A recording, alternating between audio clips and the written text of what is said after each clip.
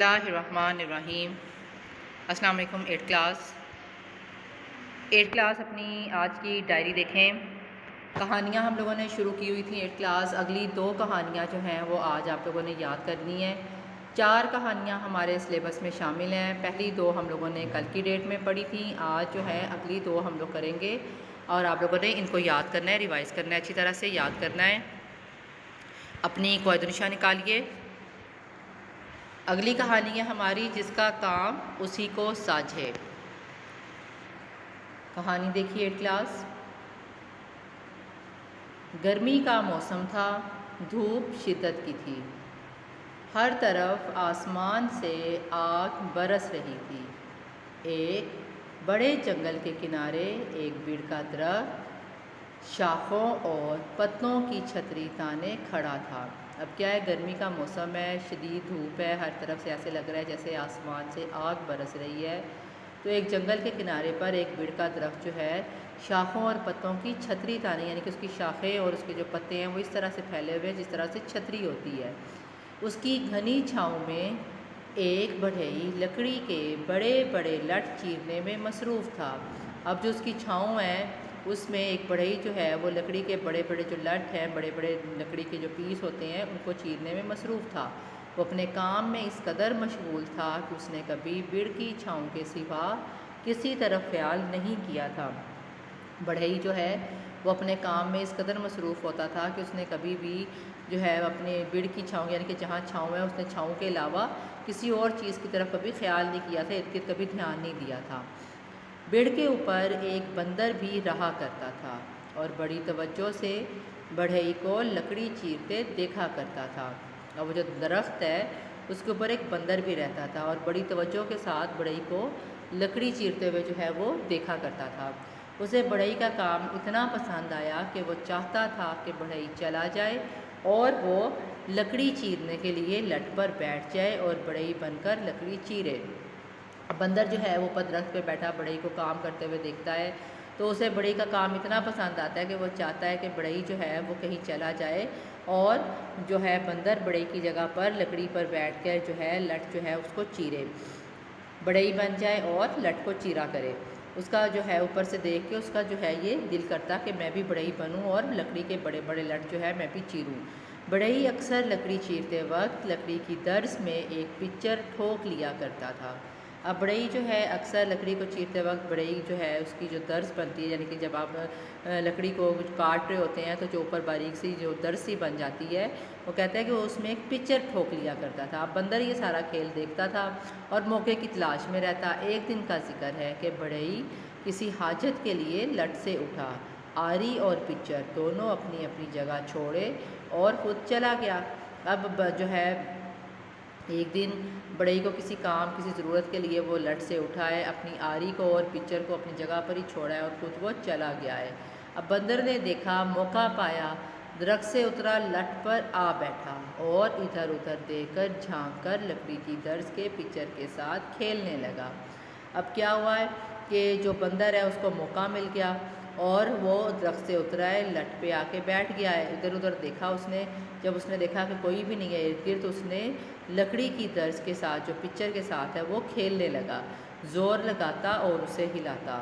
ہلتے ہلتے آخر پچر درز سے نکل آئی اور درز بند ہو گئی۔ اس کے ساتھ ہی بندر کا ہاتھ درز میں آ کر پھنس گیا۔ اب ہلتے ہلتے جو پچر ہے وہ درز سے باہر نکل آئی ہے، درز بند ہو گئی اور جو بندر ہے اس کا ہاتھ اس کے اندر پھنس گیا۔ بتھیرا چیخا چلایا، تڑپا، مگر ایسا پھنسا کہ نکل نہ سکا، آخر بے ہوش ہو کر گر پڑا۔ بڑھئی نے بندر کی چیخیں سنی تو بھاگا ہوا آیا، بندر کو بے حس و حرکت پڑے پایا، جلدی سے پچر اٹھائی اور لکڑی کی درز میں ٹھوک دی۔ اب جب بڑھئی نے بندر کی چیخیں سنی ہے تو وہ بھاگتا ہوا آیا ہے اور بندر کو اس نے جب آ کے دیکھا تو بندر بے حس و حرکت پڑا ہوا تھا۔ جلدی سے اس نے پچر اٹھائی ہے، لکڑی کی درز میں ٹھوکی ہے، درز کھلی تو بندر پھر بھی نہ ہلا۔ بڑھئی نے دیکھا تو وہ مر چکا تھا، اسے درز کی قید سے نکال کر الگ پھینکا اور غصے سے کہنے لگا، جس کا کام اسی کو ساجھے، بے وقوف تو بندر تھا، بڑھئی کی آرزو میں جان سے ہاتھ دھو بیٹھا۔ یہ ہماری جو ہے یہ تیسری کہانی ہے جو آج آپ لوگوں نے کرنی ہے۔ اگلی دیکھیے، نیکسٹ ہے ہماری قوم کی خاطر ایثار۔ کہانی دیکھیے اپنی فائدہ نشاں پہ 8 کلاس۔ ایک تھا جنگل جس کے ایک حصے میں ریچھ رہا کرتے تھے اور دوسرے حصے میں بندر۔ ایک دن ریچھوں کے جی میں آئی کہ کیوں نہ سارے جنگل پر قبضہ کر لے۔ جنگل ہے، اس کے ایک حصے میں ریچھ رہتے ہیں اور ایک حصے میں جو ہے وہ بندر رہتے ہیں۔ ایک دن ریچھوں نے سوچا کہ کیوں نہ ہم سارے جنگل پہ جو ہے وہ قبضہ کر لیں۔ انہوں نے بندروں پر حملہ کیا، انہیں مار مار کر بھگا دیا اور سارے جنگل پر قبضہ کر لیا۔ بندروں سے ان کا وطن چھٹا، جنگل کے پھل چھٹے، وہ حیران و پریشان آوارہ گردی کرنے لگے۔ اب جب انہوں نے ان کو بندروں کو نکال دیا ہے اور سارے جنگل پہ قبضہ کر لیا تو بندروں سے ایک تو ان کا وطن جو ہے وہ چھوٹ گیا، سارے جنگل کے پھل وغیرہ چھوٹے اور اب وہ حیران پریشان جو ہے آوارہ گردی کرنے لگے۔ یہ حال دیکھ کر ایک بندر کا دل بہت کڑھا۔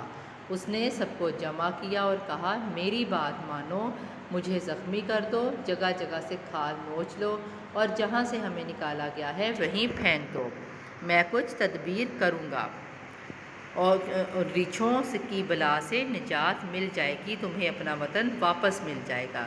اب ایک بندر نے جب اپنے ساتھیوں کا یہ حال دیکھا تو اس نے کہا ہے کہ مجھے زخمی کرو، میری کھال نوچو جگہ جگہ سے اور جہاں پہ ہمیں نکالا گیا ہے وہیں پر مجھے پھینک دو تاکہ میں کوئی تدبیر کروں اور ہمیں ریچھوں کی بلا سے نجات مل جائے اور تمہیں تمہارا وطن واپس مل جائے۔ اب بندر جو ہیں وہ ایسے غم گسار اور احسار مند سے یہ سلوک کرنا تو نہ چاہتے تھے مگر آخر مان گئے اور اس بندر کو ادھموا کر کے ڈال گئے۔ ریچھوں نے ایک زخمی بندر کو دیکھا اور پوچھا، تم یہاں کیسے آئے؟ تمہیں معلوم نہ تھا کہ ہم اس جنگل کے واحد مالک ہیں؟ زخمی بندر نے آہیں بھرتے ہوئے جواب دیا کہ میں نے اپنے ساتھیوں کو تمہارا غلام بن کر رہنے کو کہا تو انہوں نے میرا یہ حال کر دیا۔ اب وہ ایک ایسے جنگل میں چلے گئے ہیں جہاں ہر طرف ہری بھری گھاس کا فرش بچھا ہوا ہے، چشمے ٹھنڈا پانی اگل رہے ہیں، پھلدار درختوں کے بے شمار جنگل ہیں۔ جنگل کیا ہے؟ بہشت کا قطع ہے، قطع ٹکڑا۔ اب وہ کیا کہہ رہے کہ جب ریچھوں نے ایک زخمی بندر کو وہاں دیکھا ہے تو انہوں نے کہا کہ تم یہاں کیوں آئے ہو؟ تمہیں نہیں پتا کہ سارے جنگل کے ہم مالک ہیں؟ تو زخمی بندر نے آہیں بھرتے ہوئے کہا کہ میں نے اپنے ساتھیوں کو کہا تھا کہ وہ تمہارے غلام بن جائیں تو انہوں نے میرا یہ حال کر دیا۔ اب وہ ایک ایسے جنگل میں چلے گئے ہیں جہاں ہر طرف ہری بھری گھاس ہے، ٹھنڈا ٹھنڈا پانی ہے، جو درخت ہیں وہ پھلوں سے بھرے ہوئے ہیں، بس یہ سمجھو کہ وہ جنت کا ایک ٹکڑا ہے۔ ریچھ حریص تو ہوتے ہی ہیں، حریص لالچی۔ انہوں نے کہا، تم ہمیں وہاں لے چلو، ہم تمہارا انتقام بھی لیں گے اور اس جنگل میں چین کی بنسری بجائیں گے، تمہارے زخموں کا علاج بھی کریں گے۔ بندر مان گیا ہے۔ انہوں نے ایک ریچھ پر بندر کو لاد دیا اور سارے ریچھ بندر کی رہنمائی میں چل پڑے۔ رات بھر وہ چلتے رہے اور پھر ایک ایسی جگہ پہنچے جہاں معمولی سا کیچڑ تھا اور اس سے آگے گہری دلدل۔ بندر نے کہا، اس دلدل سے آگے وہ جنگل ہے جسے جنت نظیر کہا جاتا ہے، تم بے خطر آگے بڑھو اور میرے پیچھے چلے آؤ۔ اب ریچھ جو ہے وہ آگے بڑھتے گئے، دلدل میں دھنستے گئے، حتیٰ کہ آخری ریچھ تک دلدل کے پیٹ میں اتر گیا۔ اگلی صبح کو سارا جنگل جو ہے وہ سنسان تھا، کسی ریچھ کا پتہ نہ تھا۔ بندر خوشی مناتے ہوئے واپس آئے اور سارے جنگل کے مالک بن گئے۔ اس طرح سے ایک بندر کا اثار قربانی کہ ایک بندر کی قربانی جو ہے وہ ساری قوم کا اقبال بن گیا۔ یہ ہماری دوسری کہانی ہے 8 کلاس۔ یہ دونوں کہانیاں جو ہے آپ نے آج کی ڈیٹ میں دھیان سے اچھی طرح جو ہے یاد کرنی ہے۔ ایک دفعہ پہلے بھی ہم نے یاد کی ہوئی ہیں، یہ ریویژن ہو رہی ہے تو ریویژن میں آپ نے پھر سے جو ہے ان کو دھیان سے اچھی طرح سے ایک دفعہ یاد کر لینا ہے۔